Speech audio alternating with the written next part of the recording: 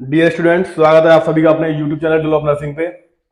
मैं अभिषेक चौहान आज आपके लिए लेके आया हूँ चाइल्ड हेल्थ नर्सिंग की important class.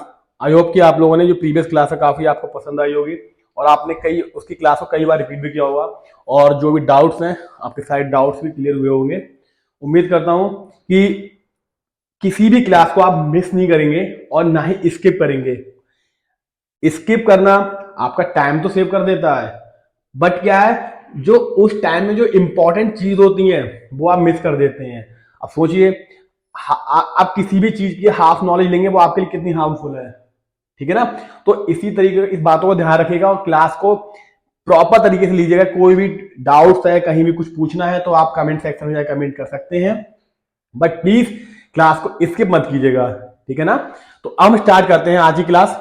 Area of child, area of care in child, मतलब हम क्या, हमने पहले ये जो पहली क्लास थी इसमें डिस्कस किया था कि बच्चे का रोल क्या, बच्चे को किस तरीके से ट्रीट करना है, उसकी हेल्थ को किस तरह क्योर करना है और हेल्थ को हम किस तरीके से हम उसे प्रिवेंट कर सकते हैं, उसके ग्रोथ एंड डेवलपमेंट में किस तरीके का हेल्थ टीम मेंबर का रोल होता है, स्टाफ का रोल होता है, जिसे हम पीडियाट्रिक नर्स कहते हैं।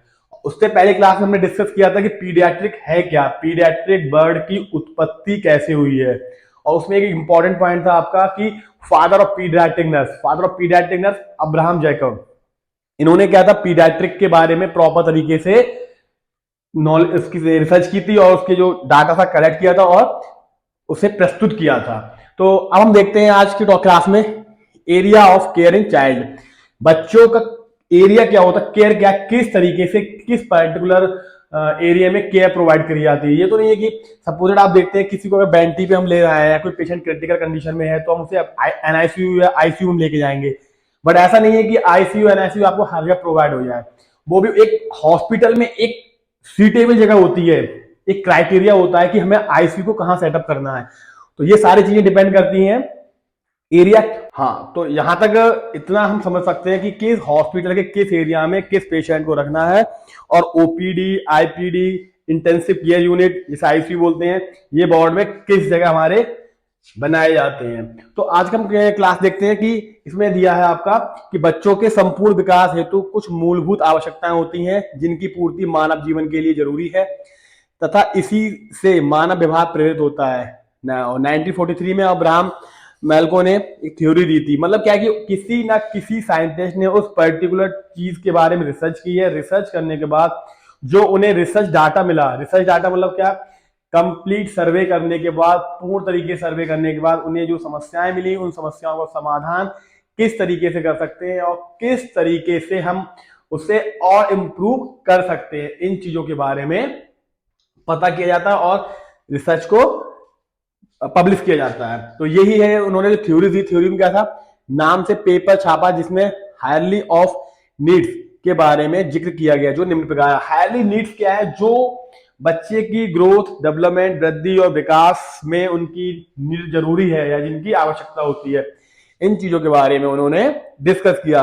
पहले है उसकी फिजियोलॉजिकल नीड्स, मतलब क्या है, क्रियात्मक आवश्यकताएं। क्रियात्मक आवश्यकताएं क्या होती हैं हम देखते हैं। मानव जीवन में जीने के लिए व्यक्ति को शारीरिक आवश्यकताएं जैसे हवा, भोजन, पानी, आराम आदि की आवश्यकता होती है। इसी जरूरत के पूर्ण होने के पश्चात वह अन्य आवश्यकताओं के लिए सोचता है। मतलब क्या है इसका कि जो पर्सन होता है, जो जो इंडिविजुअल होता है, उसकी जो डेली की नीड्स होती है, जो डेली उसकी जो दैनिक आवश्यकताएं होती हैं वो क्या होती हैं। आपने सुना भी होगा रोटी, कपड़ा और मकान। ये क्या है, ये एक पर्टिकुलर इंडिविजुअल की नीड है। और इसमें क्या है आपका दिया है हवा, भोजन, पानी, आराम इत्यादि। अगर ये व्यक्ति को पूर्ण रूप से मिल रहा है तो क्या करेगा, वो अपनी डिजायर को और ज्यादा बढ़ाएगा, वो उतने में सेटिस्फाई या संतुष्ट नहीं हो पाएगा और क्या है, अपनी जरूरतों को पूर्ण करने के लिए, अपनी जरूरतों को पूरा करने के लिए कुछ सोचेगा। बहुत कुछ, कुछ से मतलब है बहुत कुछ सोचेगा कि वो किस तरीके से अपनी आवश्यकताओं को पूर्ण कर सकता है। और बच्चों में शारीरिक आवश्यकताओं पर ध्यान देने की जरूरत है। और ये जो वो सोच रहा है, जिस चीज के बारे में वो सोच रहा है, उसका उसके लिए क्या ये वास्तव में उसका कुछ इंपॉर्टेंट है या इंपॉर्टेंस नहीं है। ठीक है। अगला है आपका सेफ्टी नीड, जो कि सेफ्टी वर्ड से ही क्लियर हो रहा है। सेफ्टी मीन सुरक्षा, सुरक्षा की आवश्यकता। सुरक्षा की आवश्यकता क्यों है, सपोज दैट आप जैसे किसी हॉस्पिटल में जाते हैं, अगर आपको कोई चोट वगैरह लग जाती है, आप टीटी का एक इंजेक्शन लगवाते हैं, तो आप सबसे पहले क्या देखते हैं कि जो टीटी आपको दिया जा रहा है, टीटी की फुल फॉर्म होती है टिटेनस टॉक्साइड। तो जो टीटी आपको दिया जा रहा है वो टीटी कब बना है, उसकी एक्सपायरी डेट क्या है, ये सारी चीजें आप देखते हैं। देन सबसे इंपॉर्टेंट होता है कि उसका देने का रूट क्या है, तो जिस रूट से दी जा रही है क्या वो प्रॉपर तरीके से दी जा रही है। और उससे भी ज्यादा इंपॉर्टेंट होता है कि एसेप्टिक टेक्निक यूज की जा रही है या नहीं की जा रही है, क्योंकि ये सारी चीजें क्या है आपकी हेल्थ के लिए प्रमोट करती हैं, प्रिवेंट करती हैं। हेल्थ के लिए प्रिवेंट प्रमोट मतलब क्या है कि इन्फेक्शन से बचाव करती है। अगर इन सभी चीजों का या जो WHO गाइडलाइंस है इनका फॉलो करेंगे और पूर्ण तरीके से पालन करेंगे तो क्या है आपको इन्फेक्शन होने की संभावना ना के बराबर होगी। यानी कि अगर आपको इन्फेक्शन नहीं होगा, आपसे मतलब है बच्चे को अगर इन्फेक्शन नहीं होगा तो उसकी प्रॉपर वृद्धि और विकास, ग्रोथ ठीक तरीके से होगी। जब बच्चे की प्रॉपर ग्रोथ और प्रॉपर विकास होगा तो बच्चा क्या होगा, हेल्दी होगा और स्वस्थ होगा। अब देखते हैं शारीरिक आवश्यकताएं पूर्ण होने पर व्यक्ति सुरक्षा के बारे में सोचता है। बच्चों में दुर्घटनाओं से सुरक्षा, बीमारियों से सुरक्षा एवं अन्य खतरों से सुरक्षा पर भी ध्यान देने की आवश्यकता है। जैसा कि मैंने आपको अभी पॉइंट में बताया था कि जैसे एक छोटा सा एग्जांपल दिया था मैंने आपको टीटी का दिया था और उसकी सेफ्टी के बारे में बताया था, उसके डाइटरी पैटर्न के बारे में। अगर कोई पेशेंट है, अगर हम उसका डाइटरी पैटर्न मेंटेन नहीं करेंगे तो क्या वो हेल्दी होगा, नहीं होगा। सपोज है जैसे आप देखते हैं कि पेशेंट को हॉस्पिटल में पेशेंट एडमिट है तो उसकी नेक्स्ट डे उसका ऑपरेशन है, तो जो डॉक्टर्स होता है वो बोलता है पेशेंट को एनपीओ रखना है, निल पर ओरल रखना है। तो क्यों क्यों जरूरी होता है, ये जरूरी इसलिए होता है कि अगर पेशेंट को एनपीओ नहीं रखेंगे तो पेशेंट क्या है एस्पिरेट करने के चांसेस उसके ज्यादा होंगे। तो ये क्या उसकी सुरक्षा का ध्यान देते हैं, किसके लिए, उसकी हेल्थ के लिए। अगला है आपका need for love and belonging, मतलब क्या प्यार तथा अपनेपन की आवश्यकता। ये क्या जो इसमें क्या होता है, सुरक्षा की आवश्यकता पूर्ण होने के पश्चात व्यक्ति को प्यार एवं अपनेपन की आवश्यकता होती है। बच्चों को प्यार एवं अपनापन देने से उनमें विकास की गति बढ़ जाती है। ये पॉइंट आपसे ये कहना चाह रहा है कि हम बच्चे को प्रॉपर तरीके से प्यार से, स्नेह से रखेंगे, हम उससे ईर्ष्या नहीं करेंगे तो बच्चा क्या होगा, उसका जो वृद्धि होगा, विकास होगा, बहुत ही अच्छा होगा। और छोटे बच्चे होते हैं उनमें क्या होता है, उसमें ये उन्हें लगता है कि जो हमारे पेरेंट्स हैं वो छोटे भाई को ज्यादा प्यार करते हैं, बड़े को कम करते हैं, बड़े को ज्यादा करते हैं, छोटे कम करते हैं। तो ये इस तरीके की कंडीशन कौन होती है, ये बच्चे के विकास पे इफेक्ट करती है, वृद्धि पे इफेक्ट करती है। क्यों, बच्चे के अंदर जो जो उस टाइम स्टार्टिंग की एज में होता है, बच्चा जो देखता है वही सीखता है और जो सीखता है जो उसके साथ होता है। ठीक है, तो इस टाइम क्या है, बच्चे को हमें कुछ ऐसा भी इन्वायरमेंट फील उसे नहीं कराना है जो कि उसके हेल्थ के लिए, सेफ्टी के पर्पज से इंपॉर्टेंट नहीं है। अगला है आपका नीड फॉर सेल्फ स्टीम, मतलब क्या, आत्मसम्मान की आवश्यकता। ये क्या है, प्रत्येक बच्चा अनोखा होता है तथा वह एक सम्मानित व्यक्ति के रूप में अपनी पहचान बनाना चाहता है। जैसे बच्चा बड़ा होता है उसमें आत्मसम्मान का भाव जागृत होने लगता है। बच्चों में आत्मसम्मान के भाव को जगाने में उनकी सहायता करनी चाहिए, सहायता करना आवश्यक है। मतलब क्या है कि उन्हें उनके आत्मसम्मान के बारे में उन्हें बताना चाहिए, उन्हें कि किस तरीके से अपने आप को उन्हें मेंटेन करना है, किस तरीके से अपने आप को सोसाइटी में उन्हें एक्सपोज करना है। कि आप लोगों ने पढ़ा है कि इन्वायरमेंट में जैसे इन्वायरमेंट होता है, सराउंडिंग जो इन्वायरमेंट होता है, जो बच्चे के चारों तरफ का जो इन्वायरमेंट होता है वो उसके हेल्थ के लिए बहुत ही ज़्यादा महत्वपूर्ण होता है। और उसकी जो प्रॉपर हेल्थ होती है, उसका जो वृद्धि होता है, उसका सोशल विकास होता है, वो उसके सराउंडिंग इन्वायरमेंट से भी उसका इफेक्ट होता है। यदि कोई व्यक्ति है, कोई बच्चा है, मेरा व्यक्ति से मतलब है बच्चे से, कोई बच्चा है अगर उसका सराउंडिंग इन्वायरमेंट एब्यूजिंग है तो बच्चा क्या है, उन एब्यूजिंग वर्ड को सीखेगा, ना कि अच्छे वर्ड को सीखेगा। तो आत्मसम्मान क्या है, बच्चे को अपना अब धीरे धीरे क्या है, जब उसकी जैसे ग्रोथ होती जाती है, उसका वृद्धि है, विकास होता जाता है, तो उसके बारे में पूर्ण तरीके से हमें समझाना चाहिए, बताना चाहिए कि क्या उसके लिए सही है और क्या उसके लिए गलत है। मीन्स कि किस चीज को वो ना करे और किस चीज को वो करे, से जो उसके आत्मसम्मान पर उसका प्रभाव डालती है। इन चीजों के बारे में हमें एक प्रॉपर तरीके से, एक विधिवत तरीके से हमें समझाना चाहिए। अगला पॉइंट है आपका स्वयं के प्रति यथार्थता की आवश्यकता, नीड फॉर सेल्फ एक्सप्लोरेशन। जब बच्चे की उपयुक्त सभी आवश्यकताएं पूर्ण हो जाएं, तब उनमें नए ज्ञान की प्राप्ति, समझने सीखने की क्षमता तथा कला से प्रेम एवं कई प्रकार की रुचियां उत्पन्न हो जाती हैं। मतलब इस पॉइंट में क्या दिया है, जब उनकी डिजायर पूरी होने लगती है, वो समझने लगते हैं कि जैसे जैसे बच्चे की एज बढ़ती है, तो एज के साथ साथ वो बहुत सी चीज़ों को अडॉप्ट करता है, बहुत सी चीज़ों को सीखता है, चाहे वो गलत हो चाहे वो अच्छा हो। लेकिन गलत और ठीक तरीके से सिखाना, ये क्या होता है, उसके सराउंडिंग एनवायरनमेंट का मेन इम्पॉर्टेंट रोल होता है कि बच्चा क्या सीख रहा है, उसे क्या चीज़ नहीं सीखनी चाहिए। इन सभी चीज़ों के बारे में हमें बच्चे को प्रॉपर तरीके से नॉलेज देना चाहिए, उसे समझाना चाहिए, जिससे क्या उसका जो वृद्धि है, विकास है, इसका एक अच्छी तरीके से हो और बच्चा क्या हो, अपने आप को सिक्योर फील करे और उसका जो सेल्फ कॉन्फिडेंस है वो भी इम्प्रूव हो। तो जो आपका एक डायग्राम आप देख रहे होंगे, इस डायग्राम में आपको सामने दिया हुआ है, जो 3 कॉलम दिए हुए हैं, ये सारे आपके वही कॉलम है जिस तरीके से बच्चे को नीड की, जो बच्चे को एक प्रॉपर नीड होती है, और नीड जो जरूरतें होती हैं, उन जरूरतों की आवश्यकता होती है, इन सभी चीज़ों पर विशेष कर ध्यान देना चाहिए। और ये चीज़ें क्या है, जो डायग्राम है, आई होप कि आपको ये डायग्राम ड्रॉ कर लिया होगा आपने। अगर डायग्राम ड्रॉ नहीं किया तो आप डायग्राम को ड्रॉ कर लीजिएगा, ठीक है। देन अगला है आपका function of child health nurse. यहाँ तक तो आपका था कि बच्चे को किस तरीके से ग्रोथ एंड डेवलपमेंट हो सकती है, उसका वृद्धि विकास में किस तरीके, जो अब्राहम सर थे उन्होंने जो थ्योरी दी थी, उस थ्योरी के हमने अकॉर्डिंग थोड़ा सा डिस्कस किया था। अब आपका आता है function of child health nurse. Function क्या है, कल आपने इसका जो रोज पढ़े थे। अब फंक्शन क्या है चाइल्ड हेल्थ केयर की, फिजिकल केयर, शारीरिक देखभाल। शारीरिक देखभाल क्या है, जब बच्चा वार्ड में एडमिट है तो नर्स की रिस्पॉन्सिबिलिटी होती है कि उसे प्रॉपर तरीके से, हेल्दी तरीके से, विधिवत तरीके से उसकी देखभाल की जाए, या किस तरीके से हम उसे हेल्थ प्रोवाइड कर सकते हैं, उसकी हेल्थ को हम क्योर कर सकते हैं। बीमार बच्चे की शारीरिक आवश्यकताओं की पहचान करें, उन्हें पूरा करना बाल स्वास्थ्य नर्स की जिम्मेदारी होती है, ठीक है।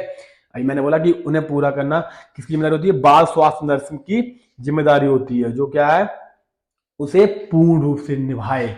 और जब वो पूर्ण रूप से उसे निभाती है तो क्या है, उसकी हेल्थ में जो सुधार होता है, वो सुधार उस रिस्पॉन्सिबल नर्स के द्वारा होता है, क्योंकि उसने उसे एक प्रॉपर तरीके से केयर दी है। जो प्रॉपर तरीके से केयर प्रोवाइड करी है, वो केयर उस बच्चे की हेल्थ को इंप्रूव करती है। जैसे पॉइंट में आप देख रहे हैं, व्यक्तिगत स्वास्थ्य बनाए रखना, बच्चे को आराम प्रदान करना, भोजन का प्रबंध करना, बच्चे का संक्रमण से बचाव करना, बच्चे को चोट दुर्घटना से बचाना। तो जो सारे पॉइंट आप डिस्प्ले पे देख रहे हैं, ये सारे पॉइंट जो तभी इफेक्टिव होते हैं जब नर्स के द्वारा एक अच्छी केयर प्रोवाइड की जाती है, नर्स के द्वारा एक बेहतर केयर प्रोवाइड की जाती है, ठीक है। बच्चे को भोजन का प्रबंध करना मतलब क्या है, उसे प्रॉपर तरीके की डाइट प्लान देना, बच्चे को संक्रमण से बचाना मतलब उसे एसेप्टिक टेक्निक मतलब उसे सफाई की आदत बताना कि किस तरीके से आप हेल्दी रह सकते हैं और हेल्दी तरीका आपके स्वास्थ्य के लिए कितना अच्छा है। तो ये सारे जो पॉइंट हैं, व्यक्तिगत स्वच्छता बनाए रखना, बच्चों को आराम प्रदान करना, भोजन प्रदान करना, संक्रमण से बचाव, ये सारे जो पॉइंट हैं आपके, ये बच्चे की हेल्थ में बहुत ही ज्यादा महत्वपूर्ण योगदान देते हैं। अगला है आपका provide physiological support. Physiological support बहुत ही ज्यादा जरूरी होता है, क्योंकि बहुत सारे जो बच्चे के मानसिक तनाव होते हैं, जब बच्चा हॉस्पिटल में आता है तो उसके स्टाफ नर्स को लेके, उसकी मेडिसिन को लेके, उसके सराउंडिंग इन्वायरमेंट को लेके जो क्लाउड होता है, जो आवाज़ और शोर वगैरह होती है, उसमें बहुत ज़्यादा उसमें कंफ्यूजन हो जाता है और उस बच्चा मानसिक रूप से क्या हो जाता है, थोड़ा स्ट्रेस में आ जाता है। तो जैसा आप देख रहे हैं, बच्चे की बीमारी के निदान एवं इलाज के संबंध में सभी आवश्यक सूचना देना, मतलब क्या, उसके लिए क्या चीज जरूरी है, क्या चीज जरूरी नहीं है। जो चीज जरूरी है उसके बताना, नहीं जरूरी है उसे उसके बारे में बताना है कि वो उसके लिए क्यों जरूरी नहीं है। अगर हम उसे नहीं बताएंगे तो उसके अंदर ये रहेगा कि क्या है इस चीज में, क्यों नहीं, ये मुझसे क्यों अवॉइड की जा रही है, क्या रीजन है, क्या वजह है। तो जिसके कारण क्या है, उसके अंदर और ज्यादा डाउट्स होंगे तो वो उसे और ज्यादा करने की कोशिश करेगा। अगला आपका बच्चे की बीमारी, इसके कारण, इलाज, संभावित जटिलता, परिणाम के बारे में परिवार को सूचना करना। मतलब क्या है कि जो भी केयर आप प्रोवाइड कर रहे हैं उससे उसके संबंध में जो भी कॉम्प्लिकेशन है आप पूरे सब उस फैमिली मेंबर को आप बताएंगे कि किसके कारण ये समस्या है। अगर आप ये कर रहे हैं तो ये क्यों कर रहे हैं, इसका वजह क्या है, क्योंकि ये पर्सन के हेल्थ के लिए बहुत ही ज्यादा हार्मफुल है। अगला है आपका बच्चे तथा परिवार के सदस्यों को भावात्मक सहारा देना। मतलब क्या है, एक इमोशनल टचअप होना चाहिए। ये नहीं है कि हम पेशेंट के बच्चे के पास जा रहे हैं तो रूडली बात कर रहे हैं, उसके पेरेंट्स से रूडली बात कर रहे हैं। तो जब रूडली बात करेंगे तो क्या, हम बच्चे को प्रॉपर तरीके से हेल्दी केयर हम प्रोवाइड नहीं कर पाएंगे। और जब बच्चों को हेल्दी केयर प्रोवाइड नहीं कर पाएंगे तो उसकी जो ग्रोथ है, उसकी वृद्धि है, उसका जो विकास है, उसमें डेवलपमेंट नहीं होगा। जब वृद्धि में विकास डेवलपमेंट नहीं होगा तो क्या होगा, बच्चे की जो हेल्थ है वो जल्दी से जल्दी रिकवर होने की बजाय जल्दी से जल्दी खराब होगी। ठीक है। अगला है बच्चे की बीमारी से संबंधित तथा परिवार की अन्य समस्याओं के बारे में चर्चा, समाधान बताना। बहुत सारी डिजीज ऐसी होती हैं जो काफी हाईली इन्फेक्टेड होती हैं और उनका नाम सुनकर ही पेशेंट क्या हाइपर हो जाता है। तो ऐसा करना, ऐसा नहीं करना है कि पेशेंट अगर हाइपर है तो हम उसे उन डिजीज के बारे में ना बताएं। हम उन्हें उस डिजीज के बारे में प्रॉपर नॉलेज दें। प्रॉपर नॉलेज देने के बाद हम उन्हें अवेयर करें कि आप इन चीजों के बारे में आप कैसे प्रोटेक्ट कर सकते हैं, कैसे बचाव कर सकते हैं। जब इन सभी चीजों के बारे में बच्चे को या उसके गार्जियंस को पता होगा तो क्या होगा, उसका जो डेथ रेशियो है, यानी उसका इलनेस रेशियो है, वो क्या होगा, डाउन होगा और उसका रिकवरी रेट बढ़ेगा। ठीक है। तो आई होप सो कि यहां तक की क्लास आपको समझ आ गई होगी और सारे पॉइंट को आपने नोट डाउन किया होगा। तो बिना किसी देरी के क्लास को कंटिन्यू करते हैं। अगला है आपका क्लिनिकल वर्क। अब चिकित्सा संबंधी कार्य क्या है, यहां तक तो आपने देख लिया कि नर्स के क्या रोल होते हैं, नर्स क्या रोल प्ले करती है समुदाय में। अब हम देखेंगे क्लिनिकल वर्क क्या है। तो डॉक्टर के निर्देशों का पालन करना तथा उनके निर्देशानुसार दवाई देना। मतलब क्या है, डॉक्टर ने जो प्रिस्क्रिप्शन प्रिस्क्राइब किया है वो हमें प्रॉपर तरीके से देना है। नर्सिंग सेवा प्रदान करना, एक प्रॉपर केयर प्रोवाइड करना जो वो उसके लिए नीडेड है, जो उसके लिए जरूरी है। ठीक है। अगला है आपका बीमारी के निदान तथा उपचार में सहयोग देना। बीमारी का निदान तथा उपचार में सहयोग देना। बीमारी का निदान मतलब जो डॉक्टर ने ट्रीटमेंट दिया है उसे प्रॉपर तरीके से ट्रीटमेंट देना है, उसे किस तरीके से उसे फॉलो करना है इसके बारे में उसे बताना है, समझाना है। ये सारी चीजें डिपेंड करती हैं, निर्भर करती हैं हेल्थ टीम मेंबर पे, डॉक्टर्स पे, नर्स पे। डॉक्टर का काम होता है प्रिस्क्रिप्शन देना, ऑर्डर देना अपना, जो भी उसे मेडिसिन देनी है, और जो स्टाफ नर्स ऐसा काम होता है जो डॉक्टर्स के द्वारा जो ऑर्डर दिए गए उन्हें फॉलो अप कराना। बीमार बच्चे की स्थिति का आकलन करना, अस्वस्थता पाए जाने पर डॉक्टर को सूचित करना। यार इसमें कोई कॉम्प्लिकेशन होता भी है तो कॉम्प्लिकेशन क्या है, समस्याओं को सुनता है डॉक्टर और उस कॉम्प्लिकेशन को दूर करने की कोशिश करता है। ये सारी रिस्पॉन्सिबिलिटी किसकी होती है, हेल्थ टीम मेंबर की, जो क्लिनिकली वर्क करते हैं। अगला है आपका कम्युनिकेशन। कम्युनिकेशन क्या, इट इज ए प्रोसेस, यह एक प्रोसेस है जिसमें क्या आइडियाज, फीलिंग, थॉट को हम एक पर्सन से दूसरे पर्सन में वर्बली या नॉन वर्बली ट्रांसफर करते हैं। ठीक है। तो उसमें क्या दिया, बाल स्वास्थ्य नर्स को बीमार बच्चे तथा उनके परिवार, स्वास्थ्य अन्य समुदाय संचार कर, मतलब ये पॉइंट आपको समझाना चाह रहा है कि हमें किस तरीके से समुदाय में या बच्चे हॉस्पिटल में कम्युनिकेट करना है और उनकी जिज्ञासा या उनके प्रश्नों का हमें उत्तर देना है, जो चीज वो जानना चाह रहे हैं अपने पर्सन, अपने पेशेंट या अपने बच्चे की कंडीशन के बारे में। ये सारी चीज डिपेंड करती है आपकी हेल्थ टीम मेंबर पे, जो किस तरीके से वो उनसे बातचीत कर रहे हैं। बातचीत का भी एक प्रॉपर वे होता है और एक तरीका होता है किस तरीके से वो जो इंफॉर्मेशन, इफेक्टिव इंफॉर्मेशन देनी है वो किस तरीके से वो प्रोवाइड करवा रहे हैं, और जो चीज उसे अवॉइड करनी है वो किस तरीके से उन्हें काउंसिल कर रहे हैं। है आपका हेल्थ एजुकेशन। हेल्थ एजुकेशन क्या है, बाल स्वास्थ्य नर्स बच्चे के स्वास्थ्य संबंध में रोगियों से बचाव हेतु स्वास्थ्य शिक्षा देती है। मतलब क्या है, एक प्रॉपर टेक्निक, एक एसेप्टिक टेक्निक, जैसे उसमें दिया स्तनपान, पूरक आहार, संक्रमण से बचाव, टीकाकरण जो खेलता है। मतलब क्या है, उसे ब्रेस्ट फीडिंग के एडवांटेज, डिसएडवांटेज, टीकाकरण और जटिलताएं को पहचानना, क्या क्या चीजें उसके लिए हार्मफुल है, क्या क्या चीजें उसके लिए लाभदायक है, इन सभी चीजों के बारे में कम्युनिकेट करके हेल्थ टीम मेंबर का काम होता है उन्हें समझाना, काउंसिल करना। ठीक है। अगला है आपका record and reporting. Record and reporting बहुत एक इंपॉर्टेंट रोल होता है, जिसमें क्या होता है सारे डाटा को कंडक्ट करके स्टोर कर रखा जाता है। तो बाल स्वास्थ्य को उनकी द्वारा दी गई सेवाओं को सही सही तरीके से साफ सुथरा सुंदर लेखनी द्वारा रिकॉर्ड रखना होता है। इसमें क्या है प्रॉपर तरीके से डाटा को कंडक्ट करना है, रिपोर्ट एंड रिकॉर्डिंग करके उसे रखना होता है, जो कि समय पर भेजना हो तो हमें प्रॉपर तरीके से हम उसे भेज सकें, जो कि उस पर्सन की हेल्थ को इंप्रूव करने के लिए बहुत ही ज्यादा इफेक्टिव या लाभकारी होता है। ठीक है। अगला है आपका सुपरवाइजर। ये क्या सुपरविजन क्या है, आपने कल ही पढ़ा था, इसमें कल भी डिस्कस किया था, मतलब प्रीवियस क्लास डिस्कस किया था मैंने, कि जो भी एएनएम है या जीएनएम है छात्र छात्राओं का पर्यवेक्षण करना चाहिए। मतलब क्या है कि उन्हें हम जो जीएनएम एएनएम छात्र छात्राएं हैं इनके बारे में हमें इन्हें किसी भी डिजीज के बारे में पूर्ण रूप से जानकारी इन्हें देनी चाहिए और इनका मार्गदर्शक करना चाहिए। मार्गदर्शन करेंगे तो क्या है इनके जो भी डाउट्स होंगे, जो समस्याएं होंगी किसी भी चीज को लेके, वो उसे समझ सकते हैं और आने वाले टाइम में वो उसे क्योर भी करने का डिसीजन ले सकते हैं कि हमें किस तरीके से हमें उसे क्योर करना है। तो ये सारी चीजें डिपेंड करती हैं हेल्थ टीम मेंबर पे। मैनेजमेंट क्या है, मैनेजमेंट में क्या होता है, जैसे कोई हॉस्पिटल होता है तो हॉस्पिटल में डॉक्टर्स होते हैं, स्टाफ मेडिकल टीम मेंबर होते हैं, नर्सिंग स्टाफ होता है और स्वीपर भी होते हैं, लैब टेक्नीशियन भी होते हैं, सारे स्टाफ होते हैं।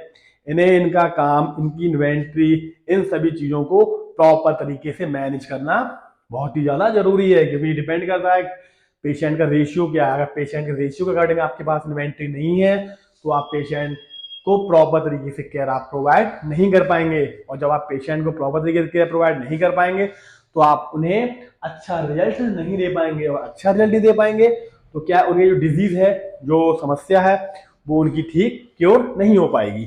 तो मैनेजमेंट भी बहुत ज्यादा जरूरी होता है। तो शुक्रिया बच्चों, उम्मीद करता हूं आज की क्लास आज आपके लिए बहुत ही ज्यादा महत्वपूर्ण टॉपिक रहा होगा और आपको समझ में अच्छा आया होगा, और इसी तरीके से क्लास को बिना स्किप कीजिएगा, आप लोग कंप्लीट देखिएगा। तो ड्रिल ऑफ नर्सिंग में जो फैमिली है इन सभी से मेरा निवेदन है कि इस चैनल को ज्यादा से ज्यादा शेयर और सब्सक्राइब करें, जो कि हम लोगों की टीम का जो मेन मोटिव है, आप सभी का जो मोटिव है, कि हमारी टीम का मोटिव मतलब आप लोगों का मोटिव कि ज्यादा से ज्यादा लोगों की हेल्प करना। तो मिलते हैं अगली क्लास में। शुक्रिया बच्चों।